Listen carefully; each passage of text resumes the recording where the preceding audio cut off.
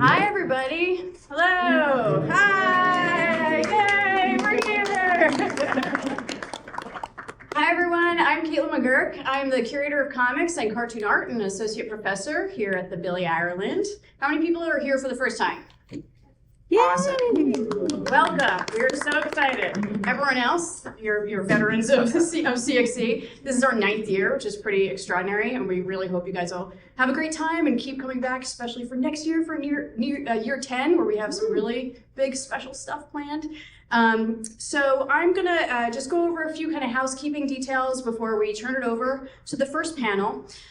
So if you're not familiar with the Billy Ireland space, let me give you a basic lay of the land. So if you came in the doors over here from our north entrance to our lobby, our registration table will be out front all day today and tomorrow. There's folks down there, volunteers, if you have questions about anything. It's also where you can sign up for the behind the scenes tours. So those fill up really quickly. If you haven't signed up for one already and you're intending to, I would plan to do that as soon as this panel's over. They'll be given this afternoon and then all day on Friday. I can also point out to you when you're standing in the lobby to your right, the reading room space will be through those double doors or those single doors, and that's where the open house will be held all day tomorrow from 10 to 4 p.m. and then 6 to 8 p.m. So as if there's not enough stuff already in our museum, we're bringing out like hundreds and hundreds of more pieces that will be laid out in the reading room for you guys to see, some of which are items that have been selected by our special guests for CXC this year. What else? We also have, of course, the museum. So the museum galleries are accessible here on the second floor, walking down along the windows here, this path, to those doors where it says museum galleries. The museum will open at 1 p.m. today. It's open until 5. And then tomorrow it's open from 10 a.m. until 8 p.m. So lots of extended hours. Programs will be running in this room all day today and tomorrow. And in the evening today and tomorrow, programs will be at the Wexner Center, which is right across the street over here. Again, if you have any questions about wayfinding, let us know. In this building, restrooms are located on the second floor, so you can go through the double doors at the top of the stairs and make a left to go find them. And there's also gender-neutral restrooms on the third floor as well. We have coffee service for the first time, so if you'd like some coffee and tea, you can find it right outside. There's also a restaurant list that CXC put together of local places to grab lunch that you can grab down at the front desk. I think that's most of what I needed to tell you guys. Oh, also for the first time, we have created an overflow space. This is a great crowd for us for the very first program, which means that by tomorrow afternoon, this room is going to be probably standing room only. So if you are continuing to come back for programs, just know that if you can't get into this space, there's an overflow room that's being set up for afternoon programs that's on the first floor of Sullivan Hall, accessible from the High Street entrance to the building. And there'll be signs around to help you figure out where that is. We'll have the program from this room streaming into that space. And it's also just a chill out space if you need a place to just eat lunch or draw and be quiet, do whatever you want. So what else can I say? So I think that about covers it. Anyone have any questions about CXC related stuff, finding their way around? So one of the things that is really, I think, fantastic about CXC is it's a festival that's run by a number of different locations throughout Columbus. All these institutions that care a lot about comics and do comics programming throughout the year come together to all do it at once this week during CXC. But we also know that can be very confusing because that means you're going to multiple locations throughout the week. Hopefully it highlights our city, but again, if you have any questions or trouble finding stuff, you can just flag one of us down and we'll be happy to help you. So I'm going to wrap things up before handing it over to our programming co-chair with a land acknowledgement. We would like to acknowledge the land that Ohio State University occupies is the ancestral and contemporary territory of the Shawnee, Potawatomi, Delaware, Miami, Peoria, Seneca, Wyandot, Ojibwe, and many other indigenous peoples. Specifically, the university resides on land ceded in the 1795 Treaty of Greenville and the forced removal of tribes through the Indian Removal Act of 1830. As we strive to honor the resiliency of these tribal nations and recognize the historical contexts that have and continue to affect American Indians, we recognize that we are visitors and hope to become gracious guests that honor Indigenous past, present, and future. We also explicitly recognize that this acknowledgement is only a small step in assuming the responsibilities and obligations of being settlers in this land that include research, reflection, and developing relationships of reciprocity with Indigenous people. Thank you. So please join me in welcoming Ben Toll.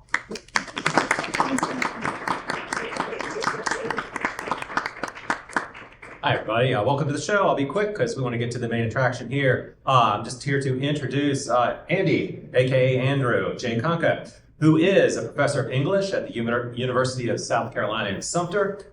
He is the author of autobiographical comics. That's my Vanna White for you. And the Eisner Award nominated The Life and Comics of Howard Cruz, Taking Risks in the Service of Truth. He is currently co-writing the Rutledge Introduction to American Comics with Rachel Miller, who, by the way, will also be here on Saturday over at the library to interview Jessica Campbell. Take it away, guys.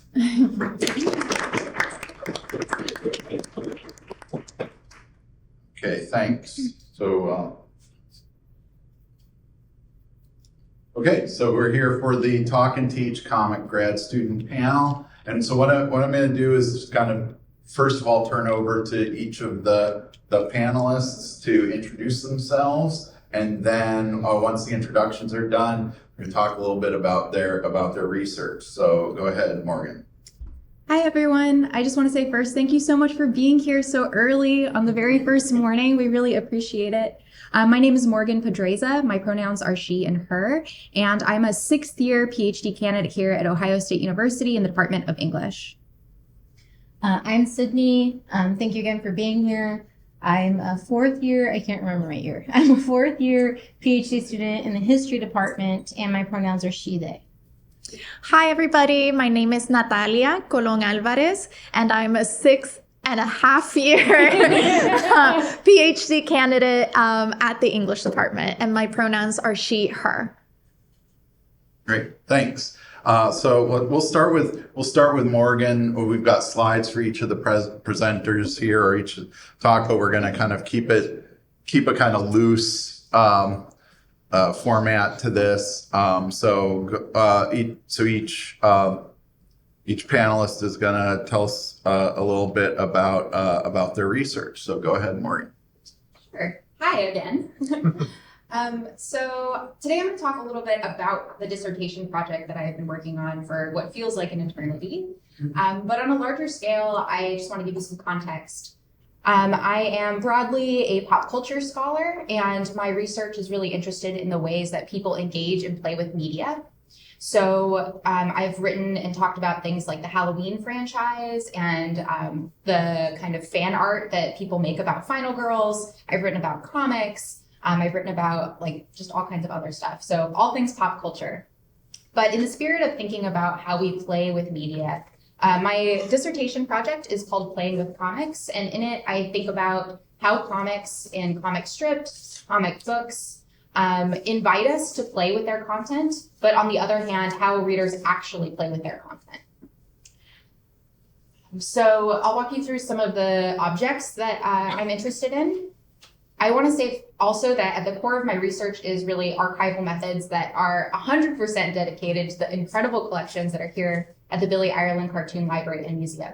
I spend tons and tons of time digging through the amazing things that they have, and I really encourage folks to include the kind of materials that they have here in their own research, because there is tons of cool stuff, y'all. Come on. So my first chapter is interested in paper dolls from comics. There's some examples here. So we have Brenda Starr Reporter by Dale Messick, which is probably one of the most well-preserved, well-documented, and most popular paper doll comics. Up top, we have Torchy Brown from Torchy and Heartbeats by the incredible Jackie Orms. And then this is Fluffy Ruffles, which I've identified as the first ever paper doll that came from comics by Wallace Morgan and Carolyn Wells. So when I'm thinking about paper dolls, I'm interested in how comics have framed paper dolls within their actual print collections, the ways that they kind of frame them around with paratext, like descriptions about the characters, but also what characters actually get the spotlight of being a paper doll. Paper dolls, I believe, really invite readers to imagine themselves through these characters and to play with them in ways that expand upon or that can expand upon or even reiterate the contents of the comics themselves. So things that I'm thinking a lot about are things like representation of race and ethnicity and gender, and how the comics themselves are creating narratives about what a body should look like, and then in turn, what readers are actually doing with that content. So on the next slide, here's an example of a collection, a very, very tiny portion of a collection here at the Billy Ireland called the Maggie Anderson Collection. And Maggie Anderson had this incredible just collection of cutout paper dolls from about a 30-year span. And this is Katie Keene, who many of you might be familiar with from Bill Wagon. And one of the practices that paper doll readers had was not only cutting out very, very carefully and meticulously the paper doll figures themselves, so Katie Keene here on the left, but also creating their own outfits for these characters. So here we can see, I think all of these outfits here were actually made by Maggie Anderson. They were all colored, hand-colored and drawn, and you can see how carefully preserved they are. So something I'm interested in too is like how people valued something that was so ephemeral and so easily destroyed, right? If you've ever played with newsprint, it's incredibly thin, and it's amazing to me that that children and adults alike could spend so many hours so very carefully cutting these things out and playing with them, and then that 70 years later we can still look at them and play with them ourselves today. So moving on, one of the other things I'm interested in is comics scrapbooking. So how readers engage with comics by preserving them in all of these different formats and with all kinds of different logics. So here are just some examples of scrapbooks that are, again, here at the Billy Ireland. On the top left is the Patty Fertel scrapbook. It has tons of uncut paper dolls, which means that they're in their original page, and lots of cut paper dolls as well. Again, this is from the Maggie Anderson collection. Something that I really love about her collection was that she had this cigar box, which is here on the left, where she actually created a filing system for her paper dolls and the outfits, and she organized them by occasion. So you can see up here, this one has suits, dresses, skirts, playthings. There's things like weddings, balls, those kinds of things. And it was all within this like tiny, tiny box. And because, newsprint is so thin, people packed like hundreds of things into tiny, tiny little boxes and preserved them in these really incredible ways. And then on the left, are Herman Gunther's scrapbooks. He was a professional bookbinder for the California state government. And one of his interests and hobbies was that he would collect the Sunday comics section from newspapers from all of his friends and family. And then he would make these giant, they're like this big, because they were like original newspaper pages. He would hand make these books and give them to children in his life for the holidays. So here are two examples. He would embellish like the stickers and things that he used. He used like what I suspect was like Christmas wrapping paper to decorate them. And on the inside, there were always these like really sweet little notes, as this like show of love for both comics and the people who he was giving them to. So when I'm thinking about scrapbooks, I'm also thinking about how people are organizing them, how people are kind of creating like intergenerational narratives and types of intergenerational play and encouraging people either to cut them out or preserve them. In the case of the Herman Gunther scrapbooks, these are all incredibly uncut, perfectly preserved newspaper pages, which is in itself really amazing. So next slide. When I'm thinking about the context and how people are actually engaging with comics content, it's really important to me to actually look at individual records. I don't want to just think theoretically or pose, abstract questions about what people may or may not have done. I want to know what people were actually doing. So some of the things that I look at are things like fan-created newsletters, which there was the Brenda Starr newsletter, a really long-running Katie Keene newsletter here. I looked at things like newspaper clippings, so how when new comics came out, they were being framed by the publisher, but also letters that people would write to their newspapers about the comics that they were reading and seeing. And then I also look at things like handwritten letters and kind of notes that people passed between each other, especially when they were sharing things like paper dolls between themselves. There were really large kind of fan clubs, especially around things like Katie Keene and Brenda Starr, where people would actually mail things to each other in this kind of like fan network. And then finally, when we're thinking about how comics present content and how people are actually responding to and interpreting that content, one of the things that I'm really interested in and that I think is a crucial contribution of my research is the recognition of and preservation of non-white, non-straight, right, readers and their play. So one of the kind of ways that I look for this is by looking through reader credited contributions. So in the Katie Keene franchise especially, they included a lot of drawings and jokes and storylines and things from their readers, and they would always print reader credited like notes with it. So for example, here in the Katie Keene comic, which I think it's number 24 from 1955, Katie Keene really, Tiffany Babb wrote a great article about this, is part of this larger, very white, kind of heteronormative, middle-class ideal of the Archie universe. And the characters that are included as paper dolls are very much reflective of that. So when we're thinking about how anybody who does not identify with that kind of context is interacting with and playing with this content, we can find things like this reader credit from Carolee Morgan from Fort Defiance, Arizona, who identifies herself as a Navajo friend.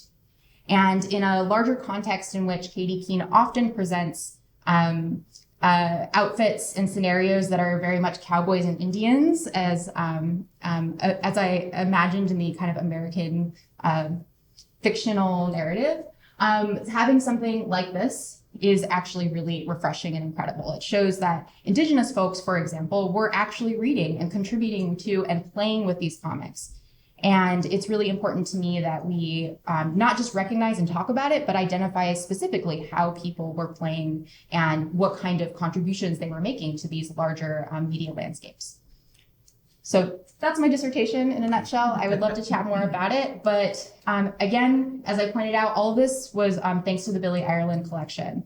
They have so many amazing things, and many of it you have to get in and actually play with in order to actually see what's in there. So thank you.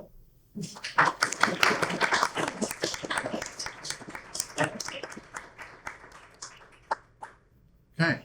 Oh, okay. That was a hard act to follow, so prepare. So I'm Sydney Heifler. I mainly research romance comics, and I've been doing it for a very long time, since community college. I found them by accident on the internet when I was trying to find something to write an honors paper about and panicking, and I thought they were, my professor said write about political cartoons, and I was like, no thank you. So I found romance comics by accident on the internet, and I thought they were a joke made to make fun of my grandmothers. And they weren't. They were the best-selling comic of their time. And I was like, well, I have to write about these. And so that's what I did. And I've been very fortunate to do that through undergrad and when I was doing my master's and now here at OSU. I've mainly, my published work mainly deals with teenage romance comics and what they reveal about father-daughter relationships and like really weird, creepy stuff. So check that out if you're interested in that. But for my dissertation, I've been focusing on romance comics and African-American romance magazines and what they reveal together about the relationship between citizenship, race, gender, sexuality, and class, and what that can tell us about what people were thinking. And also I look at what the narratives were, why the narratives were there, and I'm trying to find also resources about how readers reacted to these narratives so we can understand from about World War II until the mid-1970s, and I finish a conclusion that is yet to be determined. So we can go to the next slide. So that's the first romance comic that was ever published according to the lore. So that was made by Jack Kirby and Joe Simon, who also created Captain America and a lot of, I don't think I need to explain it to this room, but they created a lot of things. And they also created romance comics, and that's the first one. I just want to show that. We can move on. And okay, so I remember now what I was going to talk about. So for my first chapter of my dissertation, I'm looking at World War II, and I'm looking at the Writers' War Board, which was a civilian organization that worked closely with governmental agencies to determine what appeared in popular media, and especially women's media. And they didn't deal with romance comics because that kind of came towards the end, but they dealt with confession magazines and love magazines and also other comics. But the confession and love magazines ended up inspiring the content of romance comics. And so I wanted to see how the government and this non-government agency influence these women's publications, what that said about gender, race, class, sexuality, and how women should behave, and then how that would have affected the romance comics that were inspired by these magazines. And I found some really incredible narratives, but mainly I'm looking at how they sold love and romance, both as a reward for being good, upstanding female citizens, and also a duty to be performed by these citizens. And it was coded as white, of course, but not actually because of the WWB or the government, but because of the editors and readers who were reading these publications. So this is an example of, I just thought this was a really funny thing I found when I was at the Library of Congress doing this research on behalf of the Swan Fellowship. I was very fortunate, and so I found this newspaper article where they found out that the OWI and the WWB were working together to influence women's publications, and they're just kind of making fun of them for they're telling us how to fall in love and using love as a weapon. And I thought we could all enjoy that. And I highlighted it because I was also, so I could remember the funny parts. But we can move on. Oh, and so these are the Wartime Romance in particular is a comic that really follows what was happening with the WWB and some of the plot lines found in the publications during the war. But also both of these comics covers are drawn by Matt Baker, who's one of my favorite comic book artists. He was one of the few Black comic book artists at the time, and he drew really, really, really beautiful women that were supposed to be teenagers a lot of times, but I mean, I looked like that as a teenager, definitely. So yeah, and we can move on. Oh, and then so this is something that I deal with later on in my dissertation and the third chapter about why kind of romance comics failed. And a big reason for that is that white men were still writing them and women were like, please let us write them. And they're like, no, thank you. Don't want to do that. So they were trying to incorporate themes of women's liberation and what was happening with the second wave feminism movement. And they really failed at it. This is one of my favorite stories.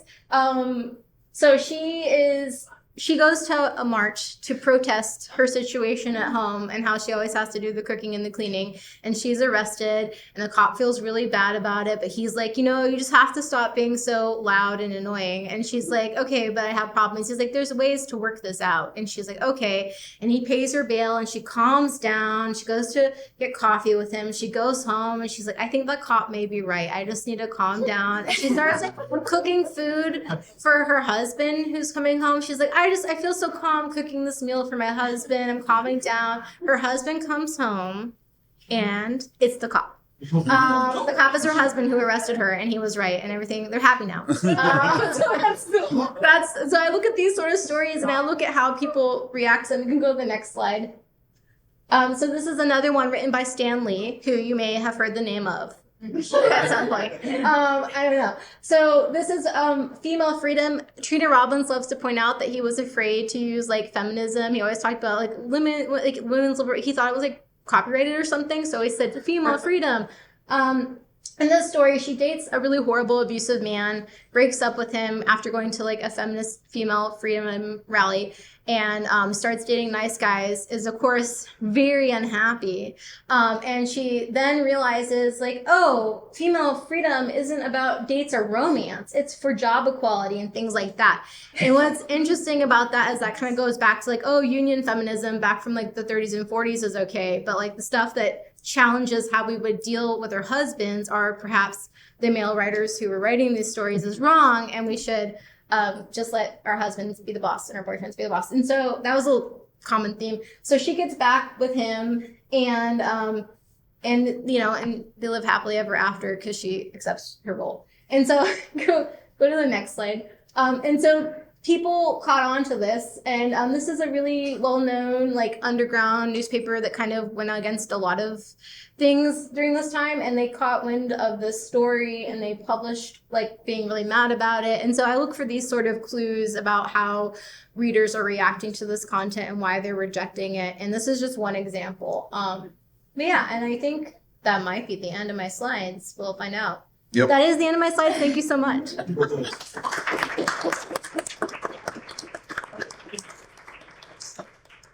Well, hi everybody. I love both of you guys' projects so much, and something that I always feel it's funny is sort of hearing how other grad students stumble upon what it is that they're going to be writing about for their dissertation. And I feel like I also just stumbled upon what it's like I'm finally writing for my dissertation. So I've written about a lot of different things, and I was always really interested in comics and graphic narratives and sort of that melding, that delicious melding that we all know and love of like visual tracks of meaning with textual tracks of meaning. And so I was always really interested in that. And I'm from Puerto Rico, and so I was looking at a lot of Puerto Rican comics and sort of thinking about identity construction through comics. But with Hurricane Maria in 2017, that sort of proved to be like really too much for me. So I was thinking like, what else can I do in this thing that I love? And it was just for a seminar class on comics at the graduate level that I was reading Alison Bechdel's Are You My Mother, her second sort of major autobiographical sort of like graphic memoir. And I realized like she includes a lot of maps. And I was thinking like, why? And then I went back and read Fun Home, her first autobiographical memoir piece, and that one has even more maps. And so I started going through this wormhole, it felt like, of like reading all of these memoirs that just included so many maps. And so I was just thinking like, why are all of these authors including maps in their memoirs? And what do the maps do narratively in these comics? And then I branched out. I was like, okay, it's not just memoirs. There's like a bunch of comics that include maps in some ways.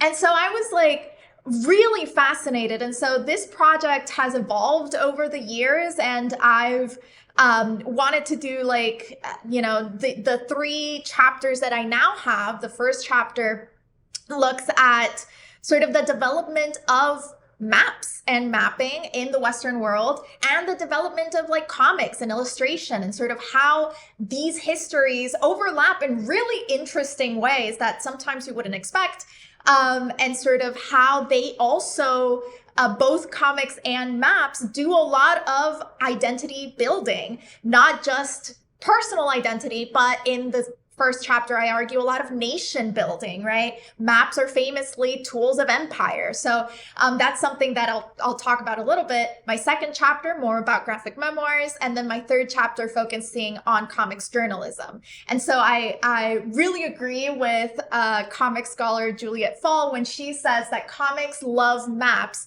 because they speak the same language. So can we go to the next slide? And so for me, part of it is sort of understanding how both comics and maps are representations, graphic representations of relationships. They both use the space of the page to represent different relationships. And now with maps, we're used to geographic relationships, right? A map is what we understand is a graphic relationship of geographic, or a graphic representation of geographic relationships. But it can be so much more. Maps can show also relationships through time. It can show thematic relationships. It can show a bunch of other types of information, and comics do the same thing. Comics, obviously in a more illustrative manner, also is a graphic representation of spatial relationships. And especially in comics, we see a representation of time on the page. Comics map time onto the page, and that's something that a lot of comics creators actually play with in really fun and interesting ways.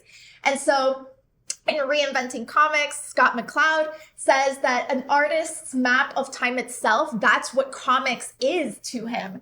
And up there we have Hicksville by Dylan Horrocks. I think Dylan Horrocks' name was sort of cut out, where his character talks about, this character is a cartoonist, and this character says, I want to be called a cartographer. I'm not just a cartoonist, I'm also a cartographer. And I map stories onto a page, onto comics. And so there's something very intrinsic about this relationship between comics and mapping that I found very interesting, because I was also sort of thinking through, and some scholars do this as well, thinking of comics as a cartographic text in the way that it can be a map of time, and a cartographic experience for the reader, because the reader has to map the comics page as well cognitively as they read. So I found that relationship, again, super, super fascinating. And so this is sort of where my launching off point for my second chapter, which is thinking of graphic memoirs. And so I've written about extensively about these three graphic memoirs. So Fun Home by Alison Bechdel, A Soldier's Heart by Carol Tyler, and The Best We Could Do by Thi Bui. And now for this second chapter, I've expanded and included Nina Bunjevac's Fatherland and Quintero Weaver's Darkroom, to sort of think about not just these women who are mapping their own lives, right, in these memoirs, but are also mapping family lives. And especially in thinking a little bit about these relationships between the fathers and daughters, all of these books chart not just their own lives, but their fathers' lives as well, dealing with things such as war, trauma, immigration, closeted homosexuality, et cetera, et cetera. And part of the way that these women understand their fathers is geographically. And so there's a lot of care given to sort of plotting their fathers' lives in relation to their own as well. And I just find it fascinating, not just that this is something that they're doing and that we can see in these 5 different memoirs, but also that if we think historically about sort of women and geography, and especially with mapping, mapping in the 20th century has been seen as something that's very objective, very scientific, and comics are not objective or scientific, right? Comics are famously very subjective, right? And so thinking of how these women incorporate these traditionally objective representations into their subjective lived experiences is something that's worth exploring. But then I was like, okay, so this is graphic memoir. We're thinking contemporary comics. What about the history of comics, illustration, and maps? And so my first chapter, I'm actually looking at a lot of really interesting medieval maps because I found very interesting, if you look at some comics history, and we know that this is very contentious about if we can trace comics back to medieval times or not. That's very contentious. But I feel like the visual language of comics, cartooning, and illustration, that was coalescing at the same time that maps were starting to develop their own visual language. And maps at the time, especially and I'm talking about the Western world here, so I'm talking about medieval Europe, they were mapping time. They were not mapping geography. At the time in the 10th, 11th, and 12th century, so before the so-called Age of Discovery, maps were used mostly to tell human time. They were not interested in any sort of accuracy or objectivity. They were just as subjective as comics. They were to illustrate human time. And so we see how the artists, the map makers, put all of human history on the same map, flattening time. So things that are biblical events were happening in the same space as things that are happening right now, as kings that are ruling right now.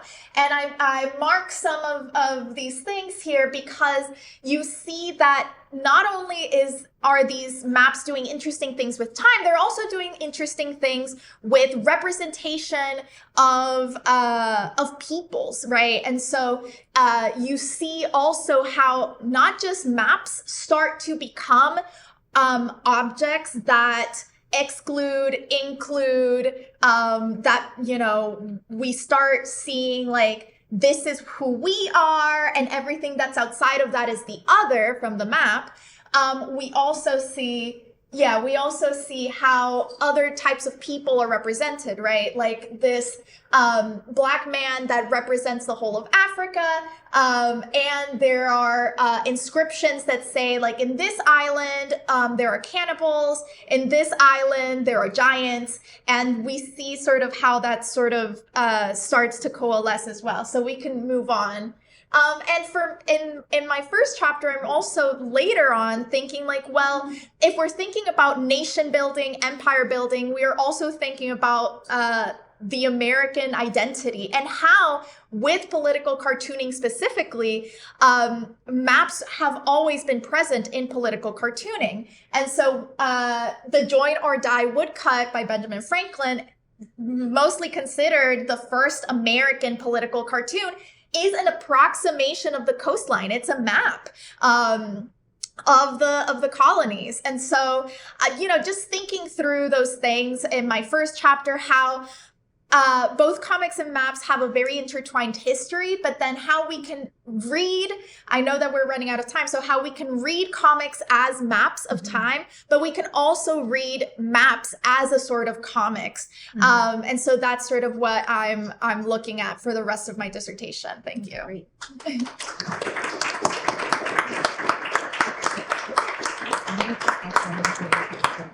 Okay, we have about 10 minutes left for questions from the audience, so I just want to open it up to see if anybody has any questions in the back. Hey, do you really think teen romance died? Teen romance? The thing is, I see it in almost all comic books that I read. Oh, yeah. Like Peter Parker, Mary Jane, you've got the Legion of Superheroes has about a dozen different entanglements in their story. Oh, yeah. They're all teens.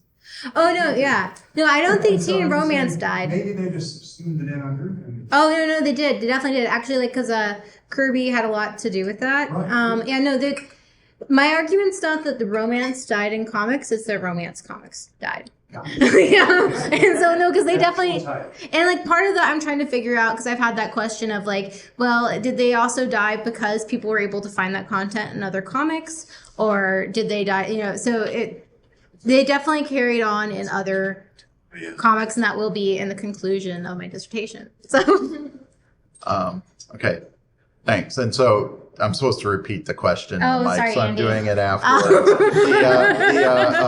The question was about how teen romance exists, I think, still in superhero comics today. And I think that's an interesting point, because one of the claims about what made the earliest Marvel comics successful is that Lee and Kirby and Ditko melded romance, superheroes, and monsters, and I don't know, whatever other genres that were going on that were popular at the time into the superhero comics.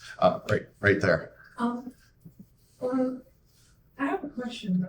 Mainly, what do you think of when it comes to like the modern idea of a romance novel, of a romance comic with, how today we have like the democratization of like media, where it's like a lot more people are creating self-made comics and self-publishing.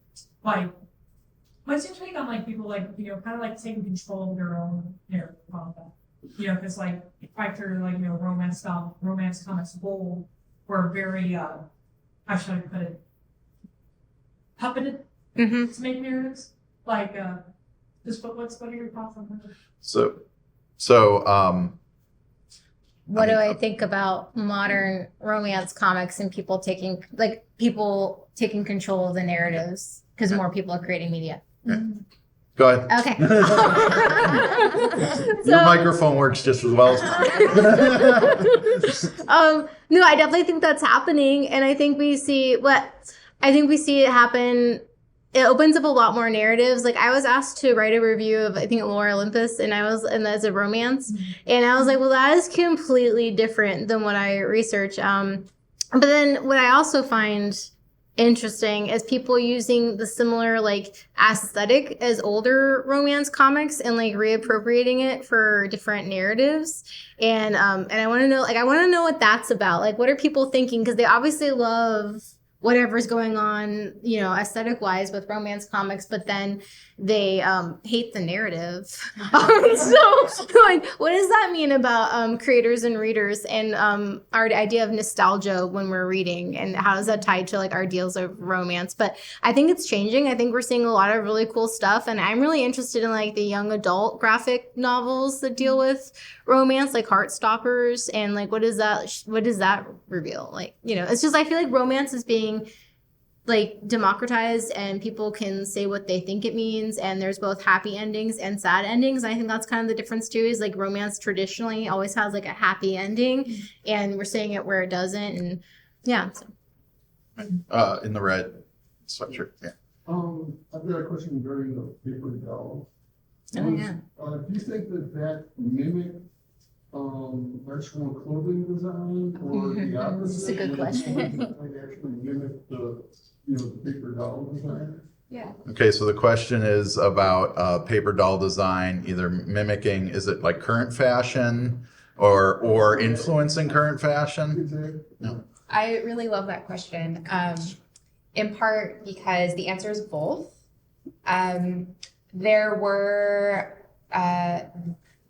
were definitely trends across like American pop just culture in general that we see in paper doll dress. So like costuming, as in like Halloween kind of costumes, we see things. But there were many examples of paper doll designers. So notably Jackie Orms, for example, who worked with like clothing companies to create designs based off of their own drawings, or on the other side, to create paper doll designs based off of upcoming catalogs.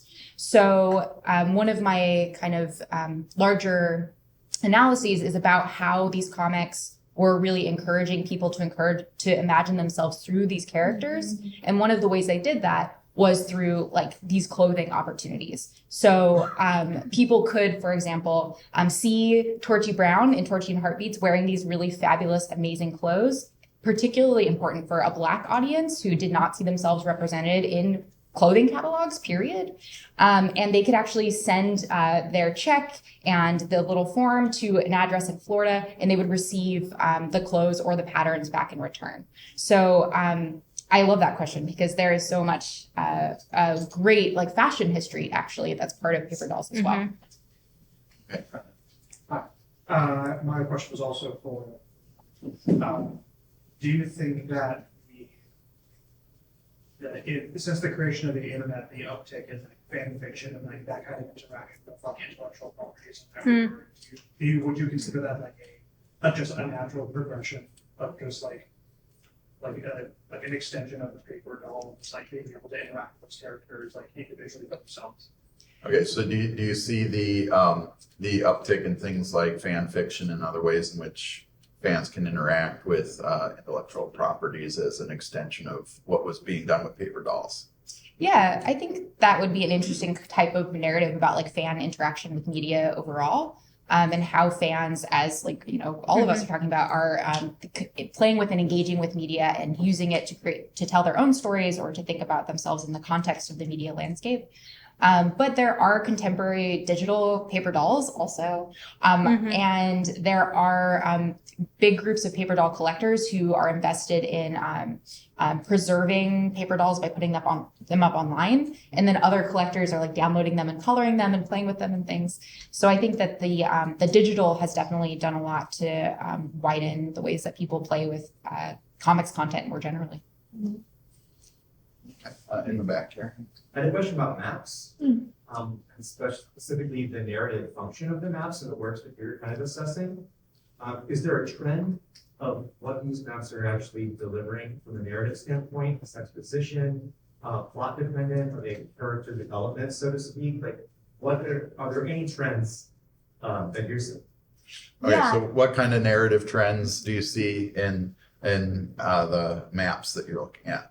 Yeah, I think it serves, it can serve a lot of things in the narrative. And a lot of the narrative sometimes hinges on, they want the audience to place themselves right here, right? Like, this is where this is happening.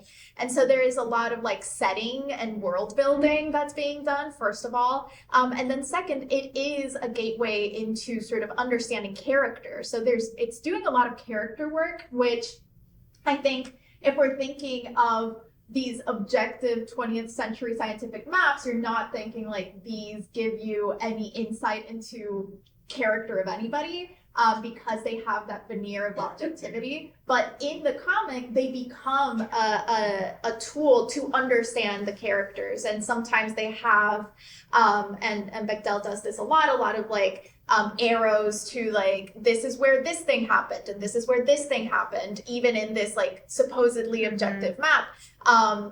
Tyler with A Soldier's Heart, she not only gives a map of Europe and World War II, she then like very carefully colors in little arrows saying like, my dad walked from here to here, or my dad's regiment moved through these mountains or whatever. And so there's a lot of character there, not just for their fathers whom they're representing, but then also for this author, narrator, character, protagonist who's also trying to understand their fathers through these maps. And so at least in graphic memoir, I see a lot of world building, setting, and character being used there with the maps. Okay, I think that's all the time we have for questions. We got to transition into the next panel, but I want to thank our panelists, thank everybody for coming. Thanks for the great questions.